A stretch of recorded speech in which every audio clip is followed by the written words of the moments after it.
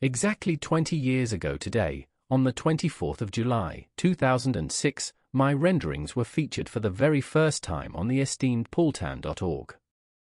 Back then, I took on the challenge of reimagining the Proton Savvy as a sedan. As an amateur at the time, my skills only allowed me to Photoshop the car's profile view. 2 decades later, I'm revisiting that same idea, but this time, pushing further with front and rear 3/4 angles.